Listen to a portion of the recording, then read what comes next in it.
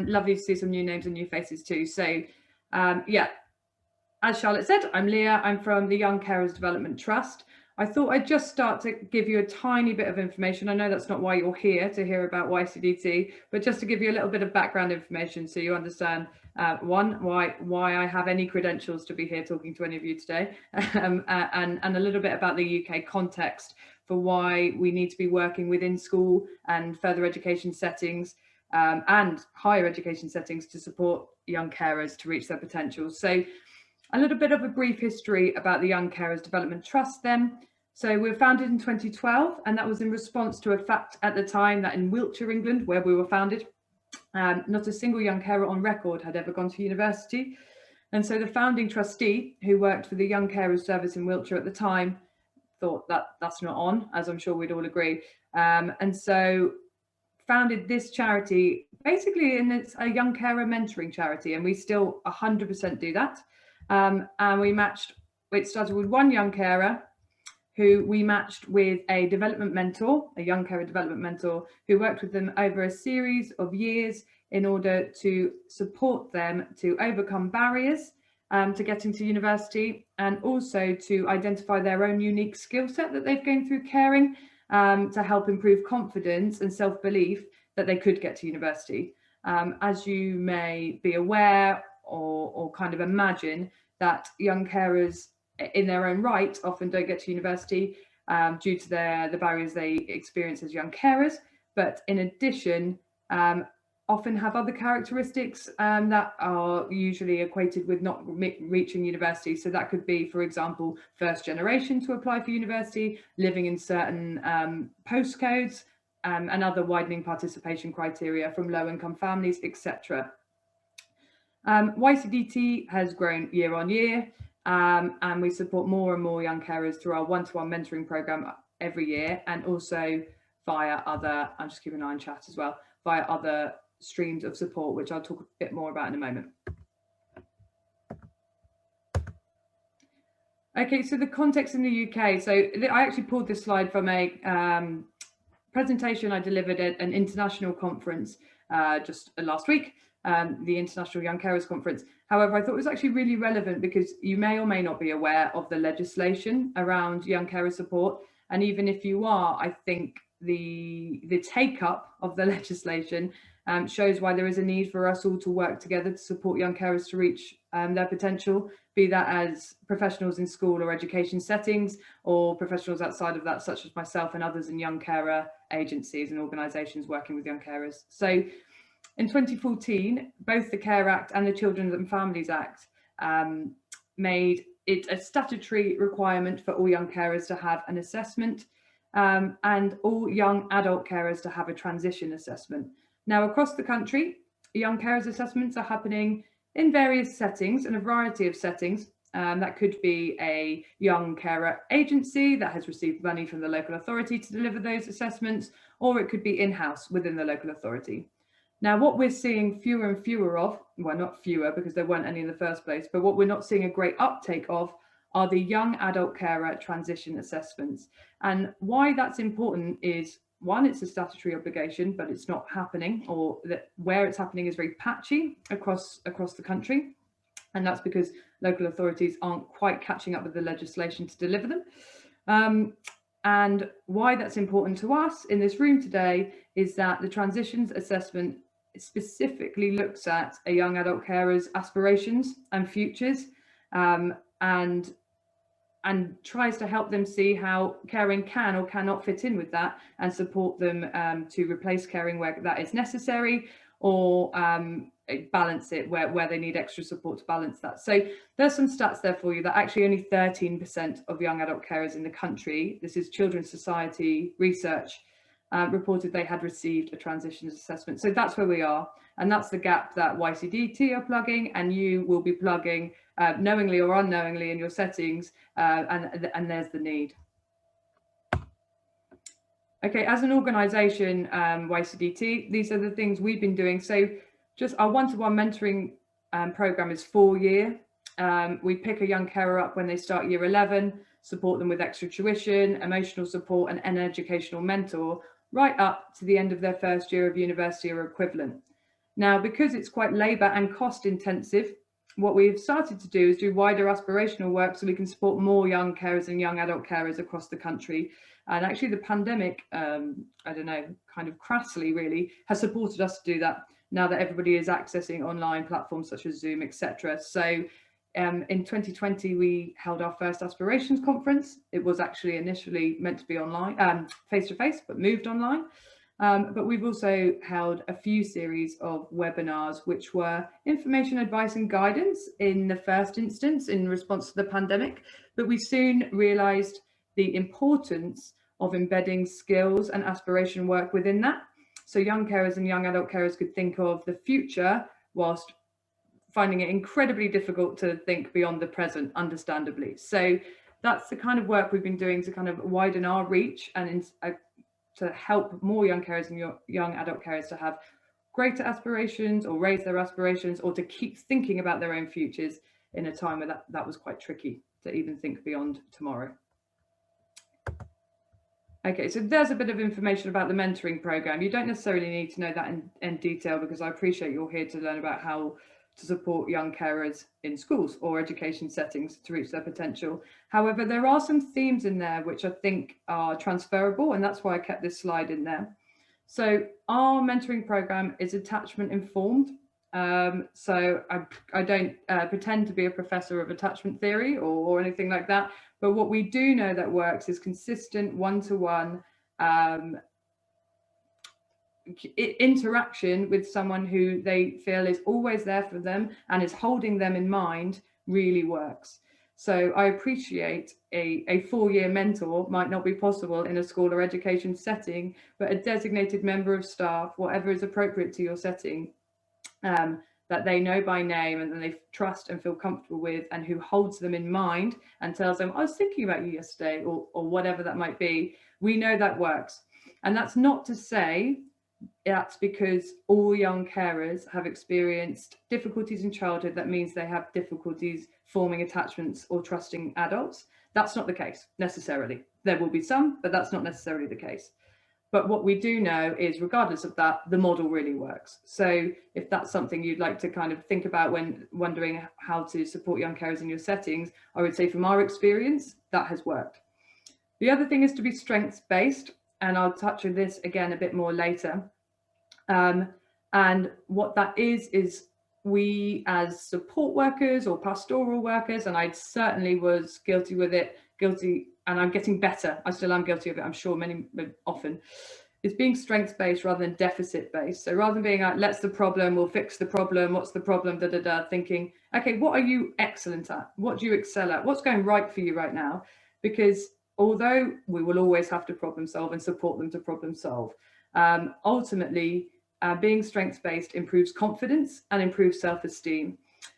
So I'm not saying neglect any problems, but I'm saying our model uses a real strengths-based approach that helps young carers really identify the skills they've gained through caring.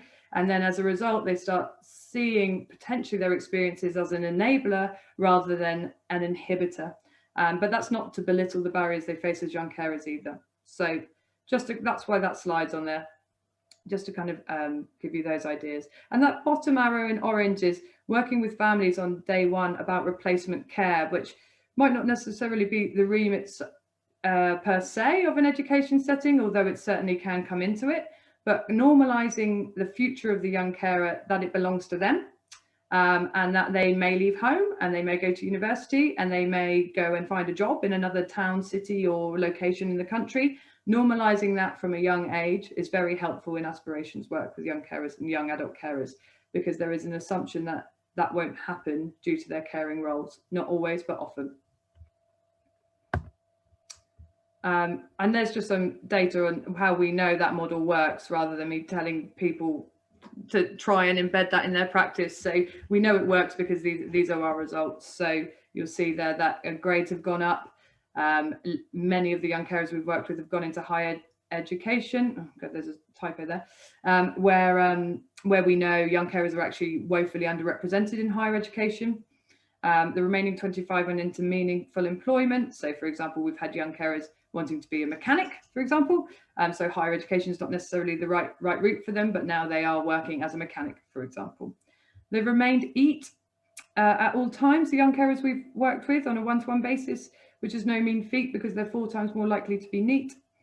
And that's just kind of a little added that a growing number of our young carers are now accessing fee-paying sixth forms as well, which might be an option when you're thinking or working. I can see there's a few careers advisors in the room working with your young carers about transition to sixth form, if that might be an option for them, and not to rule that one out. Okay, so that was kind of the YCDT stuff. So if anyone's got any questions about that, please do feel free to shout now. But now we're going to get into the meat of what the information you probably came here to actually hear. I just thought it might be useful to give a little bit of context about what we do and things we've seen that have worked prior to that. So I'll just check chat to see if there are any questions on that before we move on. No, feel free to unmute yourself if anybody does as well. You don't have to in chat. Cool, I shall move on. Okay, so why should we be supporting young carers and young adult carers in schools? I realise I use young carers and young adult carers all the time. So just in case anyone was wondering, a young carer is under the age of 18. A young adult carer, kind of in legislation really, although they don't necessarily say it in legislation, but what they say as a young adult carer is a 16 to 25-year-old. Now, to be honest, I like to think of it from 14 because that's when I feel that all those transitions and those decisions that affect the rest of their lives are being made, such as GCSE subjects, etc. So I like to think of young adult carers as 14 to 25 personally, but I will use them interchangeably throughout this presentation. So you can see why we need to help them there. There's the statistics.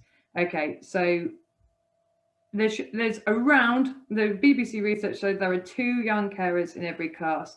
And I don't know your experience, people in the room, with maybe places you've worked or with people you work with, or maybe you've heard this in other settings, but that I've certainly worked with schools where they've said there are no young carers here. We don't have any young carers here.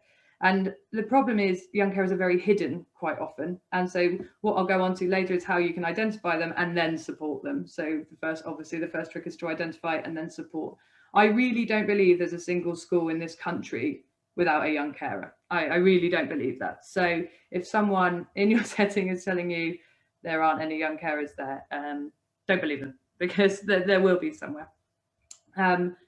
39% of young carers said that nobody was aware of their caring role. I mean, that obviously just backs up the point we just made that there probably are young carers in your school or in schools where they say there are no young carers. On average, young carers miss or cut short 48 school days a year. So that's almost 10 weeks of school there. And it doesn't have to be a whole day, but like it says, cut short. 27% of young carers aged 11 to 15 miss school or experience educational difficulties. And I would say that's probably higher, but the research is academic and it's only from the ones they could identify, obviously. And then you can see that goes up to 40% where the children care for a relative with substance misuse problems. Children have a significantly lower educational attainment, so the difference between 9 Cs and 9 Ds, and that's obviously all averages. So if they don't do 9 qualifications, then we're looking at quite a bigger gap between that C and that D grade then, that D coming much lower. A quarter of young carers said they were bullied at school, and we hear this over and over again, the feeling of isolation from young carers and young adult carers, which therefore actually results quite often and sadly into bullying. So they're unable to attend events, or what if it's not an event, hanging out in a park, whatever that might be, with their peers. And as a result, because of their caring roles, because they're needed at home.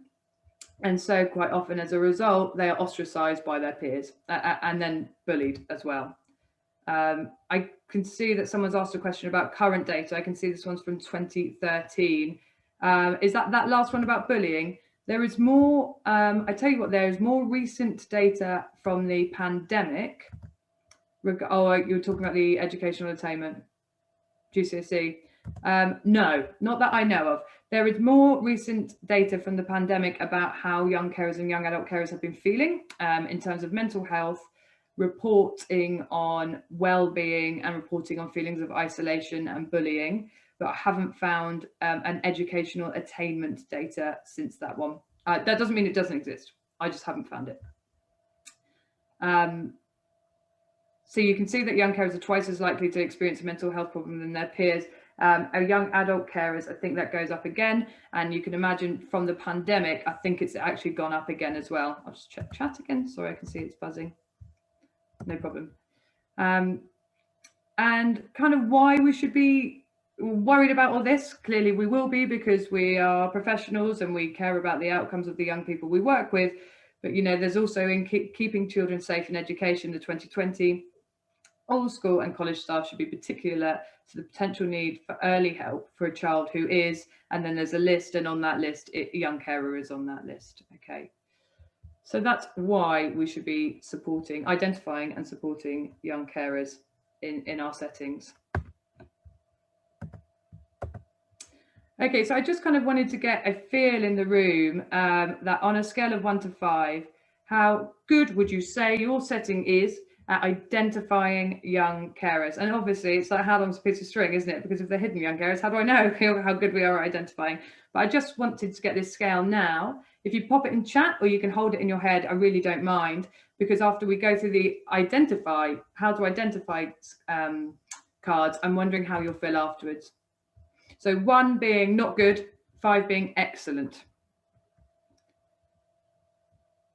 Again, feel free to pop it in chat, or feel free to hold it in your head. Really don't mind. I can see there's a lot of 3s coming up. That's great. So we're talking kind of, and there's a 2 there, another 2. So we're talking kind of not the worst, but no one's saying we're absolutely excellent yet. No, great. So on average, we're looking at between us 2.5. Okay, so the next couple of slides, we're going to talk about how we can identify young carers in education settings. Okay, so this is systemic rather than an on the ground. Okay, so this slide will be about how systemically or strategically we can identify young carers within the settings. The next slide will be kind of the on the ground, so what to notice, what to look out for. So that first thing is a whole school, college or / college culture. So a young carer friendly school. So this is kind of about posters on the wall. This could be signing up to the Young Carers in Schools program. I'll share these slides out with everybody afterwards as well. Obviously feel free to take notes, but I'm more than happy to share these slides afterwards. And I'll talk a bit more about the Young Carers in Schools program at the end. That's a Children's Society and Carers Trust combination program that you may or may not already be part of or aware of. So yeah, this whole culture then, and that's just being really outward with your acknowledgement that young carers exist, and should they seek support, you will support them. So the culture, embedding it into culture. So more than a tick box. So should it be on your tick box of your application form? I'm not sure, you guys might know better than me, but I worked with a further education place not too long ago, only a couple of years ago, and it was not an obligation for it to be on their form at that point. And now they have it on because we worked on a policy, but I'm not sure you guys will know whether or not it's an actual obligation for your settings to have care responsibilities on your application form or not. But if it's not, please do. Please have it on your tick box, and please use language that is family friendly if it's an adult filling in a form, or a young person friendly if it's a young person filling in a form, that allows them to self-identify. And I'd be happy to have a conversation with anyone if they wondered about what that was. So you could use young carer, but it might be, if they've never been identified before, that term actually doesn't mean anything to them. So do you look after someone? Is there someone in your home who couldn't cope without your support? That's usually something that comes up. If you ask about disabilities in the home as well, or any other problems in the home, then it can be triggered there. So it is more than just a tick box. That's kind of what I want to say. Make it easy for people to self-identify on application forms that there is either a young carer in the home, or that they are a young carer or young adult carer. Transition. So use the year 6 to 7 or year 11 to transition mechanisms to learn all you can about your young carer or young adult carer, and promote what you do to your feeder schools. So I appreciate this is much easier 6 to 7. I know there's pretty robust transition systems. and feeder school relationships between, no, yeah, year 6 to 7, that is right. I thought I got the numbers wrong then. And I know it's harder from year 11 to 12 because there's a multiple of settings, colleges, they don't just necessarily go to a sixth form in their school, they go to a sixth form on the other side of town, or they might go to a FE, or they might even go to an apprenticeship. So I appreciate that is trickier. But what I would do in order to try and strengthen that would be to talk to your feeder schools and try and come up with processes with your feeder schools. You know, schools actually have an obligation to NEAT track, so not an education, employment and training track. So they should have an idea of the destinations of their young carers. And so I know that can always change on August the 31st, but they should have an idea of the destinations. So start having those conversations with your kind of normal feeder schools or your mass feeder schools. Liaise with other services. So where they are registered young carers, partner with the young carer organisations using a multi-agency approach. So in all areas, there will be someone responsible for young carer assessments. Now, I said at the beginning, young adult care assessments, patchy, but young carer assessments, and anyone under the age of 18 classes as a young carer, will be happening. And that could be a young carer organisation, or it could be the local authority, depending on your area. So partner with them. For example, I'll just pluck Swindon. I know that's a study hire area. Pluck them out of my head, just as an example. They have Swindon Carer Centre, and part of that is a young carers team. And they actually have a young adult carers team as well. So partner with them and get friendly with them. And they can help you work on support plans for your young carers and identify them. Raise awareness of young carers with staff, pupils and families using website, newsletters, social media, and training. That's the last point, but I've skipped it a little bit. But, you know, Young Carers Awareness Day, that's a big day. So put it on your social media, put it on your website, put it on your newsletter. And again, this is where the strengths-based come in as well. So if you want to raise awareness of young carers, it's not necessarily about victimization, if you will. It might be about like, look at this amazing young person. They look after mum on Monday, and then on Tuesday they come in and do a performing arts, you know, expose, and it's brilliant, etc. So try and be strengths based in your awareness raising. Unless you're fundraising, then we all know victimization works, unfortunately. So depending on what your young carers want and what your young adult carers want to do. Yeah, Carers Week in June. Yeah, just around the corner. Young Carers Action Day is in March. So watch out for that one as well. It was March the 16th this year. I don't know what it will be next year yet, but mid-March. So look out for that. And that's with the Carers Trust. They'll be releasing that date. Reduce stigma and increase understanding by assemblies. So again, this is this whole awareness raising. You can embed that into the school and the school schedule. And train your staff.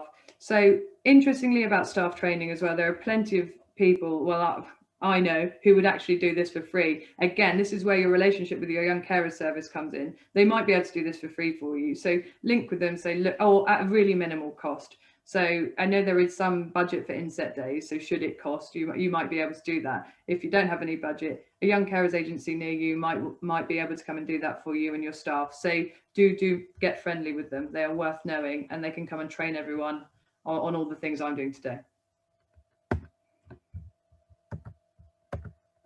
Okay, so that was kind of a bit of systemic stuff. I'm just going to check because I can see it's there we are. Yeah, there's just someone there offering this for free in the chat already. So link with them. So on the ground then, so that was kind of that strategic, systemic stuff that can be done within a school and within school policy. Now on the ground, so if you're a member of staff or you're a teacher or you're a young carer worker, whatever it might be. So these are some things, and you'll notice they are very similar to other safeguarding kind of flags. But some are slightly different as well. So you'll see that experiencing fatigue. So, you know, I've worked with young adult carers and young carers who've had to get up 3 or 4 times in the night to see to mum or see to a sibling. And so it might be that they're tired, and then tired often or can lead to sleeping in, and sleeping in can lead to lateness. And so they're often telltale signs. I touched on isolation or bullying earlier. Like I said, they're often unable to access the same kind of social lives as their peers, and as a result, often ostracized by their peers. because they don't actually necessarily explain to their peers what's going on either, which is actually why on that other side, when we're saying about raise awareness of them, that could be really helpful to kind of reduce this bullying and sense of isolation and loneliness. It may be that clothes are unwashed or unkempt. I mean, that's not always the case. What we usually find with young carers is they are doing these roles, but it can happen because if someone's poorly at home and actually usually they are in charge of the washing or whatever that might be, it might be that for a while that's not happening. And then worried. So we call guilt the carer's curse, okay, and worry the carer's curse. And that's because whatever a young carer is doing, they're more or less feeling very guilty that they're not with the person they care for. And I'm generalizing, I'm not saying everybody does, but it happens quite often. Or they're feeling worried about the person they care for. So for all you know, your young adult carer or your young carer could have just dropped mum off at the hospital, or dad, or brother, or sister, or granny on the hospital on the way in for some actually pretty major surgery. And they are not going to be concentrating on their schoolwork. And so do watch out for that one. Experiencing physical or mental health problems. So physical problems can actually be because they are lifting and moving and supporting the actual mobility of someone in their home. Or actually, we also see the manifestation of mental health problems coming out in physical pain frequently. And what I've certainly noticed, okay, it's anecdotal, but in my work with young adult carers, that more and more are experiencing things like chronic fatigue, fibromyalgia, those health conditions that aren't necessarily being experienced by the person they care for, but because, and the theory goes, that they are manifesting their worry, and it's manifesting in physical pain, according to their kind of physicians. So that's one to look out for, and mental health problems as well. And they're twice as likely than their peers to experience depression or anxiety. So, I mean, this one's an obvious one, but how to identify young carers and young adult carers on the ground? I mean, maybe their parent or carer appears to require care. So maybe they've come to a open day. Clearly, that's not happened really in the last year that you would have been able to notice so much, but even potentially over Zoom. They could have disability, long-term illness, mental health problems, substance misuse. Now, clearly we have to be careful here. We can't just go in and say, you look like you require care. We have to tread gently here, because it may be that they don't require care at all, but it might be that a conversation with the child or the young adult to kind of explore this a little bit to see if they are a young carer. Because like I said, so many young carers don't even know the term young carer or recognise they are one. So exploring that conversation with them. So think sibling. So I know I've said this before as well, young carers don't always care for a parent or carer. So it's increasingly frequently a younger sibling, and that could again be with a physical disability, but often with a learning difficulty or learning disability. And it could be that their parents' attention might go so much on that other child with the additional needs that the young carer doesn't get a lot of attention from their parents, as well as a caring role. So it's kind of double-edged, that one. Just explore with the child tasks undertaken at home. Yeah, so low-income families are more likely to experience a need for a family caring role. So when you are thinking, could this person be a young carer? Look at free school meals, pupil premium. I'm not saying it definitely will be, but it could be. And that's just the sad truth that areas of deprivation often experience lower health in general. And give young carers every opportunity to identify and tell their story, including school wellbeing surveys throughout the year. And any other surveys you might, even if it seems like it's out of place in a survey, add it. Why not? Because it's just good. You can become a young carer at any time. So although it might be on the application form, something could happen tomorrow, which means that mum could be in a car crash tomorrow or a life-changing event and receive life-changing injuries or similar. Anything can happen really, which means someone could become a young carer overnight. So it's worth remembering that when you give young carers or young adult carers chance to identify themselves. Leo, I think Chris. We do have time. Your hand. Oh, no, is there a hand? Yeah, we've got a hand. Yeah. Brilliant. Go for it. Sorry, I just wanted to say, just on this list as well, probably something that at first doesn't appear, like obsession with a mobile phone, because they're constantly checking to see whether mum's all right, or so it might look like they're on social media, but they're not. They're waiting to see if mum's messaged or whoever or whatever. So that's a big one that needs to be explored, I think, because it can be assumed all they want to do is be on their phone, when in actual fact they're just worried about the person that they're not with at that time. Yeah, 100%. And actually, when we get into the support slides, I talk about the mobile phone and actually, that flexibility around the mobile phone, because each setting have their own rules. But yeah, 100%. Yeah, thank you so much for bringing that up. You're right, it should be on this slide. So thank you. So I'm just wondering, after you've seen all that, kind of, if you can gauge yourself against those ways of identifying, and including Christy's way as well, of someone on a mobile phone, I wonder how you would rate yourself now. Maybe it would be the same. Maybe you think, oh, well, actually, we're doing a lot of that. That's good. Or maybe it would be lower because you think, oh, God, I didn't realize we could be doing all that. Or maybe it'd be higher because you think, oh, we're doing loads of that. So again, you don't need to share this, but just kind of as a thinking exercise, kind of rate yourself now you've heard that, and think, okay, I thought we were doing this well, but maybe we're doing this well. And actually, maybe you've also been pleasantly surprised. Again, that is not a comprehensive list of things you can do. And it's difficult because all settings are different. But it is a list to be starting with anyway. I don't know, before we move on to kind of support, if anyone had any comments about identification or questions. Oh, I stopped share. There we go. I'll do it again in a minute. Any questions or any comments about that before we move on to how to support? Yeah, there was one question. Yeah. Let me just go back through the chat, which was, I think it was surrounding your Y slide. And the question was, do we have current data? I see this one is from 2013.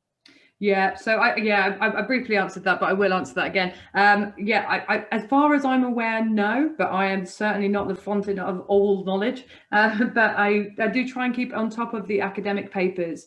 But what I can do is have another dig around after this, and if I find anything when I share the slides, I will also update that. Let me do a little note to self. But as far as I'm aware, no, but I will have a little dig around.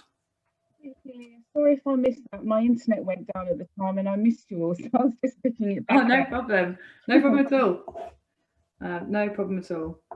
I'm just writing that note to myself so I don't forget to do that after this. Yeah, we can share that information with the participants as well, so that would be great. Thank you. I don't think we've got any more questions at the moment, unless anyone will raise their hand. Just a time check. We've got till 4:45. Is that right, Charlotte? Yeah. Cool. Thank you. Good. Okay. Okay. So it's kind of a similar. Well, it's exactly the same question with a slightly different word. So how could you feel that you are supporting? So you've identified them, and actually they can be completely different, these rates, because if you're not very good at identifying, but you support the ones you have identified really, really well, then you can rate yourself quite highly on this. So how good do people think they are at supporting their young carers to reach their potential? Now, also, that's a bit tricky as well, because if I just put the full stop or the question mark after young carers, you might think great as well, but it's to reach their potential. So, and I'll kind of talk about the nuances between support and supporting them to reach their potential over the next few slides, but I'll be interested to hear how people feel about their support levels and what their rating is. So I can see chat. Oh, great. Someone's feeling good about that. That's good. That's a 4. That's fab. Again, another exercise, hold it in your head if you want, or feel free to pop it in chat. But nice to see that someone's feeling positive about it. Okay, I will move on then. So the first slide is about how we support young carers with their caring role.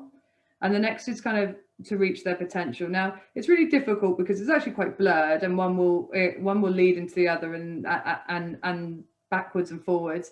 As I'm sure you'll all be aware of kind of Maslow's hierarchy of needs, we need to address everything and the, from the bottom of the pyramid up in order to help someone to reach their potential, basically. So, and it's all very interchangeable, but just for the case of this presentation, I split it into 2 slides, but you'll see they kind of, one comes without the other.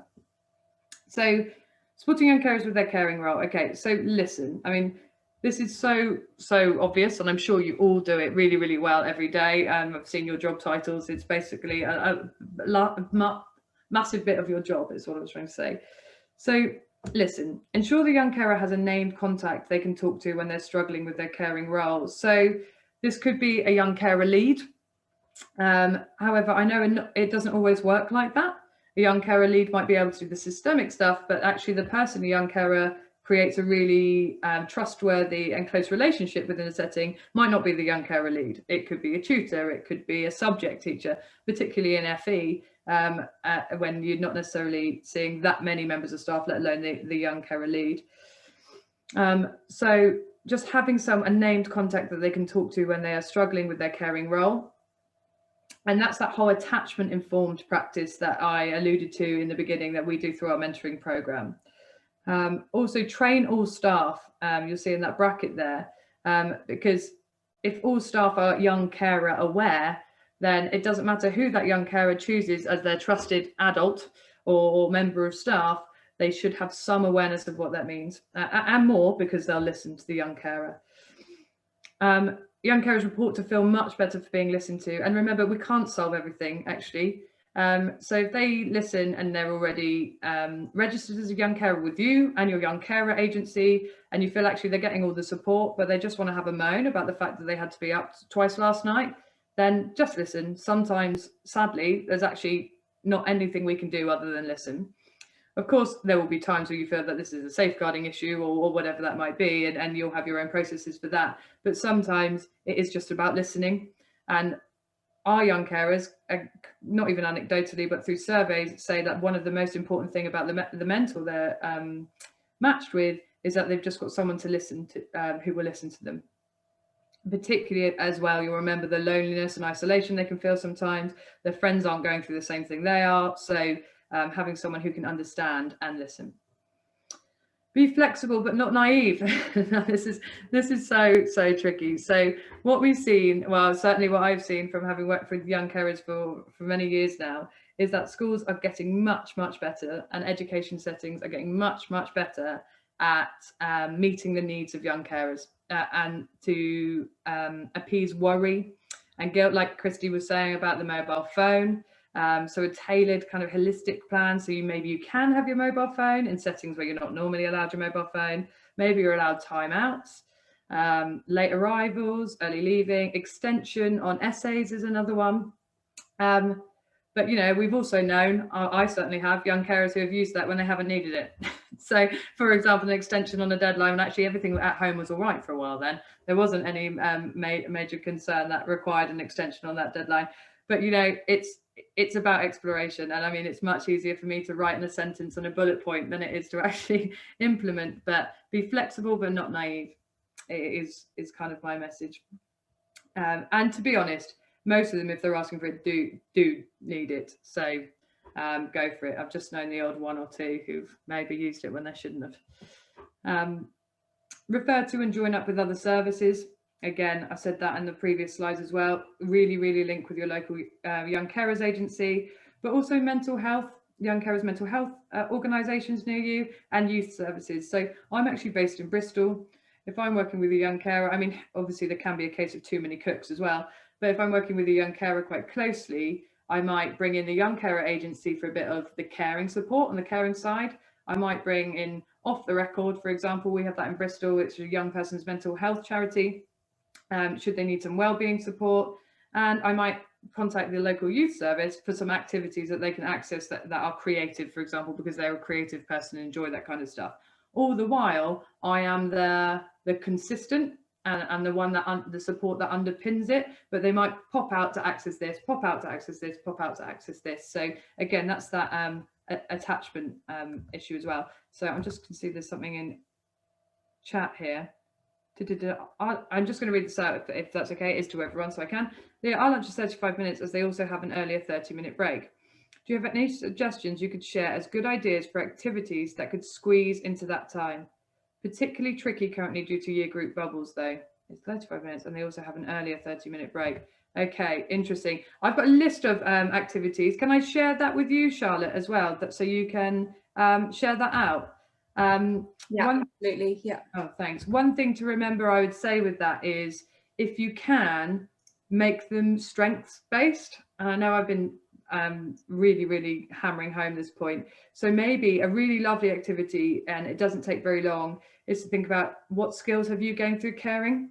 And then you see an increased, cohesion amongst the group if you've got a young carers group.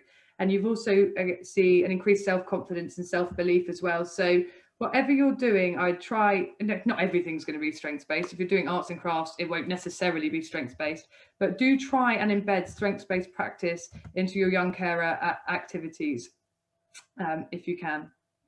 I can see that there was a hand up, but it was an error. That one's okay. And other activities, again, arts and crafts are quite nice, actually, something they can do with their hands, and maybe you do this already, but with their hands, so that talking isn't so intense.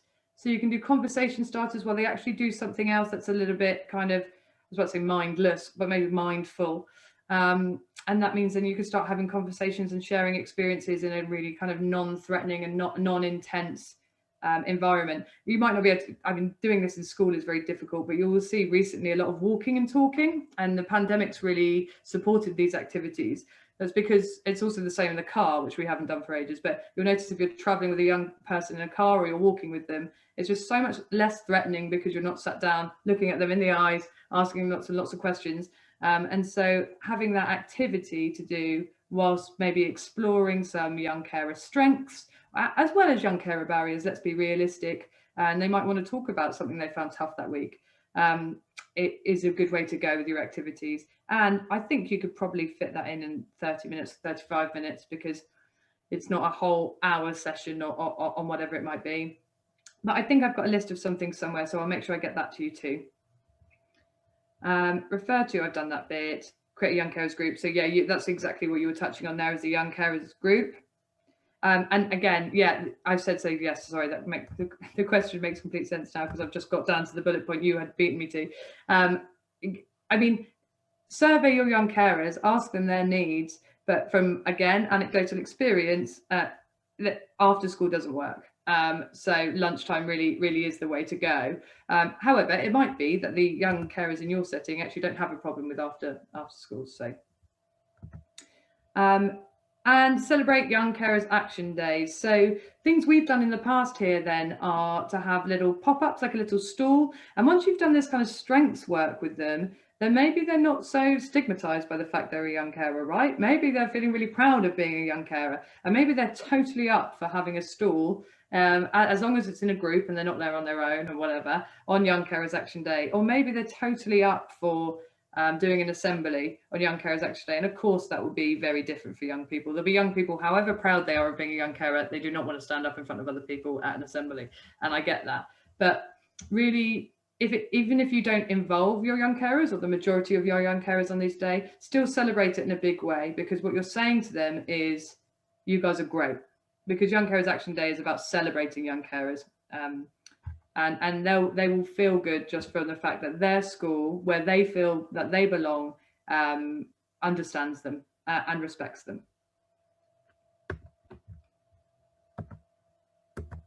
Okay, so the next one then is supporting young carers with their education. So that was kind of the caring side. Like I said, you can't have one without the other, but this is for the purpose of the presentation. I'll split it into 2 slides. So attendance, okay, so you'll remember from that first Y slide, 48 days cut short or missed per year for young carer.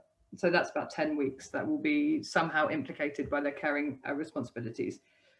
So maintain high expectations of attendance whilst being flexible. Okay, it's a bit like that. Be flexible, but not naive. You know, it's really easy for me to say, much harder to do in practice. I appreciate that. But we really should be having high expectations of attendance, because missed education means missed learning, and missed learning means lesser life outcomes, basically. We know that. So should their attendance drop to worrying levels, liaise with the young carer agency. So register them as a young carer, make sure they're registered with your local young carer agency, and liaise with them, because it might be a piece of work needs to be done with the family to get some extra support in that home, so the young carer doesn't have to leave school or miss school. And if you don't have a young carer agency locally to you, go to your local authority and ask who's in charge of young carers here. Or if you don't know who your young carer agency is, you can do that and they can tell you who they are.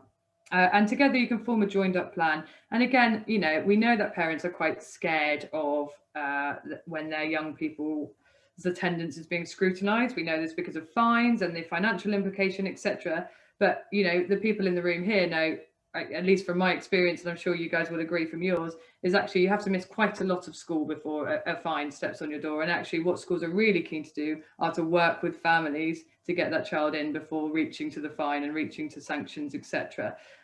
So yeah, be friendly, as I'm sure you all are naturally anyway in your roles. Attainment. So this is where being flexible. So yes, you can leave early because mum's got a hospital appointment or you need to pick up sibling, whatever that might be. But what happens with all of that missed learning where we've been flexible? What then happens to catch up on missed learning? So another suggestion for that 30-minute lunch might be homework club. And you could chop and change which member of staff comes in there. And I appreciate staff on a break.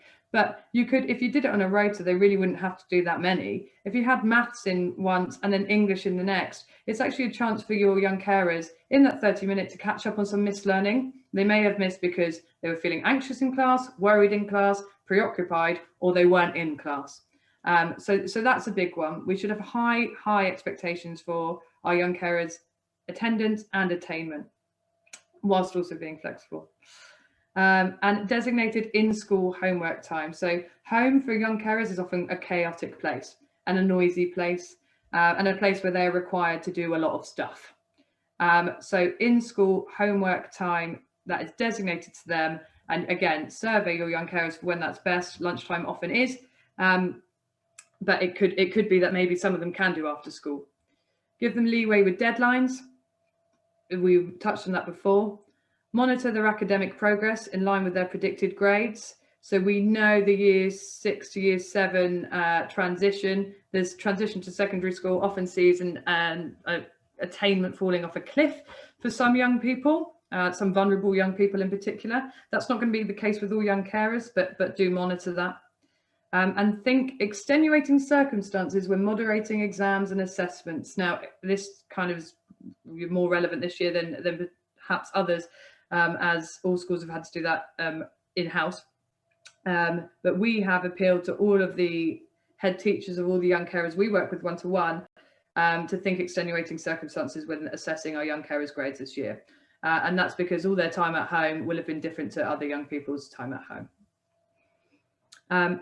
Aspirations, I'm aware of the time, so I am actually just going to blitz through it a little bit. So sorry if I'm going a bit fast now.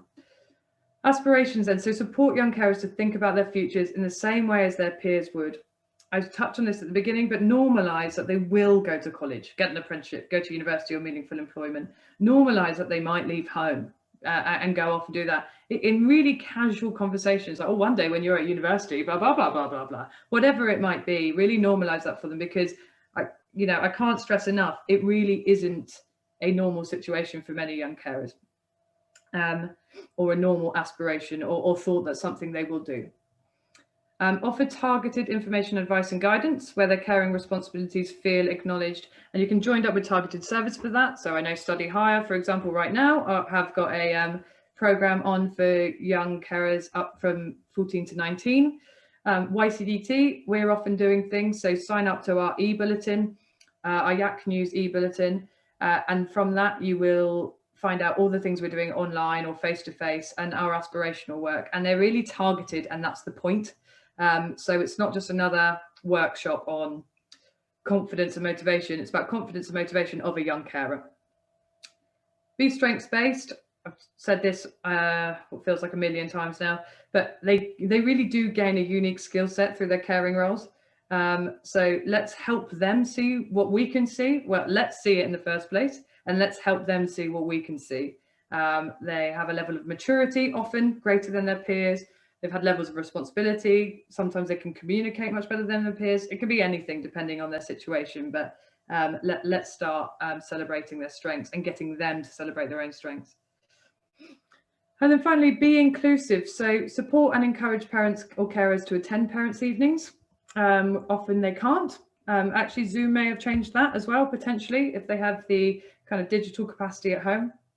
And try and involve parents, carers as much in their education as possible. And we know this is difficult with poorly parents because they're often very poorly. But where we can, do try and include them, because if it's echoed at home, what we're doing in school, the chance for success is much more likely.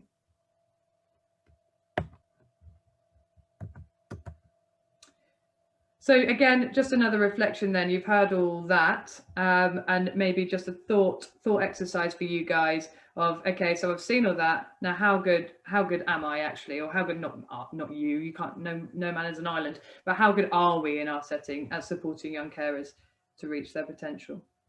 So just a thought exercise. Oh, I see someone's done it. 3.5, nice. Good, that's good. And actually there's a room to go. No, I mean, if anyone put 5, I mean, I probably wouldn't believe them. We're certainly not a 5 at YCDT. We're doing our best, but it's certainly not a 5.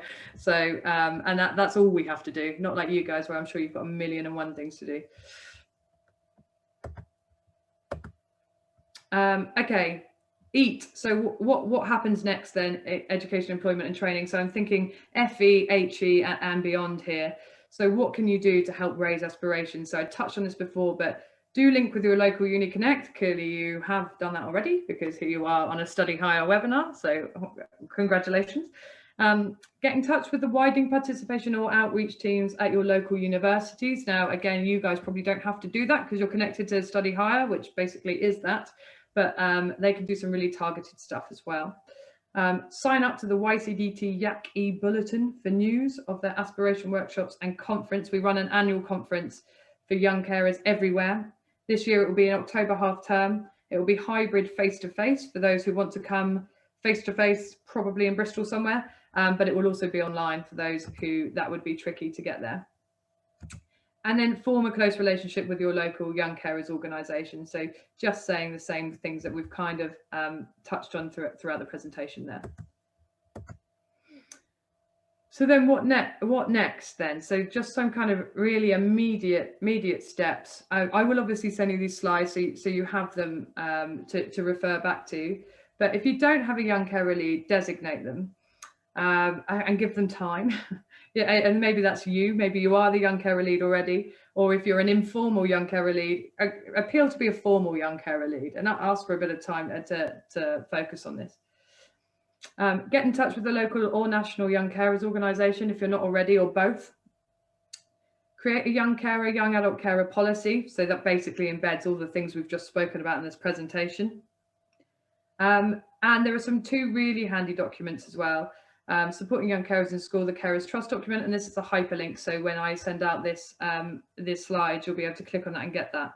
And you can sign up to the Young Carers in Schools programme as well, which is an excellent programme and talks about a lot of the stuff and a toolkit for embedding a lot of the stuff we've spoken about in this presentation as well. I've heard on the grapevine as well that they are soon creating a programme for colleges. So if you're in FE, you're soon to have a Young Carers in Colleges programme to access. So do keep an eye on that as well. I believe that's it. And timing wise, that's okay. Good. So there's just time for questions. There was a video at the end, but that's too long for what we've got left. But you'll be able to watch it when I send out the slides anyway, because it's embedded in the slides. So if anyone has any questions about anything in the last couple of minutes. Brilliant, thank you, Leah. I'll just wait for questions. Please do feel free to type them into the chat. I did just want to remind people, I know you did briefly mention, Leah, but we do have a project on at the moment for young carers at Study Higher. So that's open to students year 9 to 13 in our region. So that's Oxfordshire, Berkshire, Buckinghamshire and Swindon. And the next session is tomorrow. So I know it's very late notice, but that's going to be all about what sort of rights young carers have and what sort of support is available to them. And then the next session will be on the 25th of May, and that's about their options post 16. So I'm just going to quickly copy that link into the chat if you wanted to have a look. And yeah, thank you very much, Leah. That was really, really interesting. Certainly learned a lot myself, so thank you. I'll wait for some questions to come up. And we've also posted a link to the Padlet that I mentioned earlier, as well as our evaluation form. So we would really appreciate if you could fill that in. you. Can I just make a comment actually? So anyone, I know you said earlier that, you know, like that you don't doubt that any schools at all have got any young carers. So this week, I think our team did like an assembly in school, and they said we don't have any young carers. And by the end of it, 43 young people had come forward as a young carer. I think about 20 wanted support with that, and the others were like, I'm happy, I can, you know, I manage my role and I don't want any support. But the others did, which is obviously really, you know, quite, it just shows really that you think you might not have to support people, but they're out there and they are hidden. So just wanted to make that point really. Yeah, no, 100%. And thank you for raising that point. One thing I'd say about young carers who don't feel they need or want support, obviously that's absolutely fine. I would still encourage them to register as a young carer, just because there are so many Brucey bonuses you get as well from being registered, like freebies. I know in Bristol you get days out to the zoo. So it might not be that they feel they need support per se, but actually it's, and also we know caring can change. And the intensity of the caring responsibilities. So definitely worth encouraging any young carer who doesn't feel they need support necessarily just to be on the list. But thank you for that. Yeah, exactly. It just goes to show. Brilliant. Thanks, Christy. I've just had a comment in the chat from my colleague Jess, who said that the Young Carers Project is actually open to all students, all young carers in the UK. So for those joining from Aspire Higher regions, then please do have a look into that as well. Just got a question from Barbara, who asks if it's possible to get a recording of all of the previous sessions. The answer is they're all on our website. So either the Aspire Higher or Study Higher website, you can find all of the previous recordings. Okay. Got a nice comment here saying, thanks, Leah, very useful. Good. I'm glad I could be of some use. Any final questions from anybody? I'll stop sharing.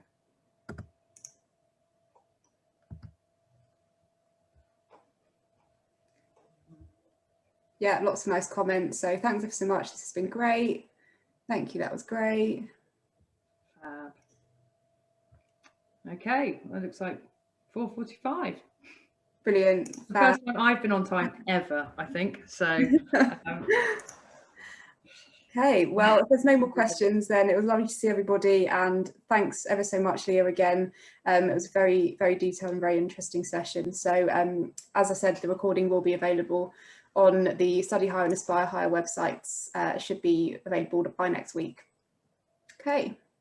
Well, thank you all so much for your time today, guys, and have a lovely rest of your week.